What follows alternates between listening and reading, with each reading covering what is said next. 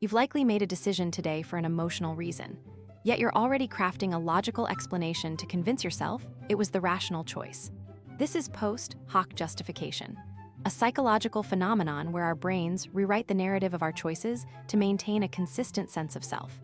Today, you will learn why your internal storyteller is a master of deception and how to spot it in your own life. It starts with the brain's need to minimize cognitive dissonance. When we act impulsively or irrationally, our mind feels uneasy. It instantly searches for a plausible, logical reason to explain that behavior after the fact. Imagine you bought an expensive luxury watch you didn't need. Instead of admitting it was an impulse, your brain tells you it was a long-term investment in your professional image. You aren't lying on purpose. Your subconscious is simply shielding your ego from the discomfort of feeling inconsistent. This mechanism becomes even more powerful when we look at social group dynamics. We often adopt the opinions of our peers to fit in.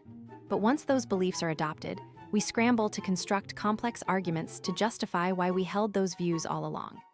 Interestingly, studies show that people often hold the strongest convictions about subjects they have the least amount of actual data on. We prioritize defending our position over analyzing the truth. Here's the most counterintuitive part.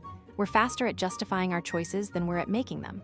Your brain often decides on a course of action milliseconds before you're even consciously aware of it. By the time you decide, your mind has already finalized the defense. This raises a fascinating question. How much of your daily life is under your conscious control versus simple autopilot? Ultimately, post-hoc justification is a tool for maintaining sanity, not for finding objective truth. By recognizing that your brain prefers a convenient story over a complex reality, you can pause before you explain away your next big mistake.